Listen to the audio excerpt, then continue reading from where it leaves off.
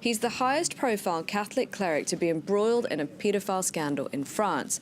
5 other people are on trial with him. Today, a bishop and archbishop took the stand, and a victim spoke about the church lying. Catherine Norris-Trent is covering the trial in Lyon for us.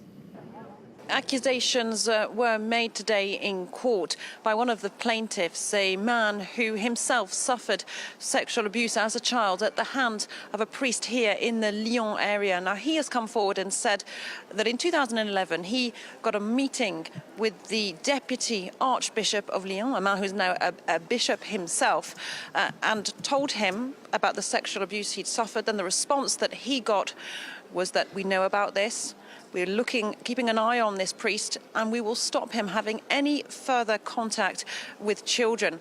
And that turned out not to be the case. We now know that the priest in question was allowed to continue in his role, continue having contact with children in this area till September 2015. And so this man, who's accusing some of the highest ranking figures in the Catholic Church here in France, has said the church lied to him, and the church failed to protect children in this area from a paedophile priest who, it's now emerged, attacked more than 70 children in the 1980s and beginning of the 1990s. So these are some of the allegations that these high-ranking figures here in the court are having to answer. Why didn't they stop the priest immediately from having any contact with children? Why didn't they remove him from his role?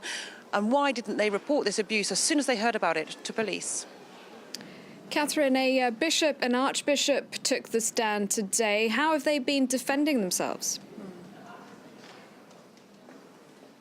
Well, they have different ways, manners of defending themselves, but there's a lot of vagueness, conversations which they say they cannot recall with the priest in question.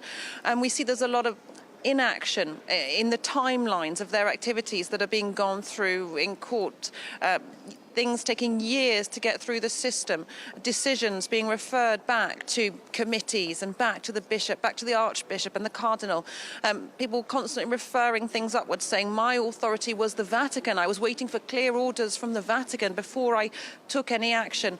And then quite a few times we've heard from the bishop and the archbishop today in court that they just didn't think it was their duty to refer these allegations, these reports to police, saying that they had listened to victims of sexual abuse, they thought in a private capacity, in a confessional capacity, and that they were there to listen, they were not there to take action on behalf of the victims. Now, that is actually contrary to French law. There is an obligation to denounce, to report such crimes. And since 2001, the French Catholic Church has issued orders to all of its priests saying that they must denounce any rumours, any suspicions of sexual abuse.